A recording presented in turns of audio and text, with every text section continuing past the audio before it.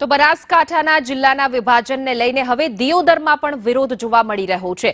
દિયોદરને નવા જિલ્લાનું વડું મથક બનાવવામાં નથી આવ્યું। ઉપરાંત જિલ્લાનું નામ ઓગડ જિલ્લો રાખવામાં ન આવતા દિયોદરમાં વિરોધ જોવા મળી રહ્યો છે। વિરોધ નોંધાવવા દિયોદરના વેપારીઓ રસ્તા પર ઉતર્યા હતા। વેપારીઓ અને ગામ લોકોએ વિરોધ નોંધાવવા વોકોને ધંધા રોજગાર બંધ રાખવા અપીલ પણ કરી હતી। કાંકરેજ બાદ દિયોદરમાં પણ વિરોધ સામે આવી રહ્યો છે। તો કાંકરેજ, ધાનેરા અને હવે ત્યારબાદ દિયોદરમાં પણ વિરોધ નોંધવામાં આવી રહ્યો છે। ક્યાંક ને ક્યાંક જનતા, વેપારીઓ છે તે આ નિર્ણયથી નારાજ છે, કારણ કે બનાસકાંઠા જિલ્લામાં તેઓનો ઉમેરો કરવામાં આવે તે માંગ કરી રહ્યા છે। ગાંધીનગરનું રાજ્ય કક્ષાનું કોઈ કામ હોય તો અહીંનો ખેડૂત કે અહીંના વેપારી વર્ગ કે અહીંના થરાદ જાય અને થરાદથી પાછો એને ગાંધીનગર જવું પડે। આ એક ડબલ અંતર એને કાપવું પડે।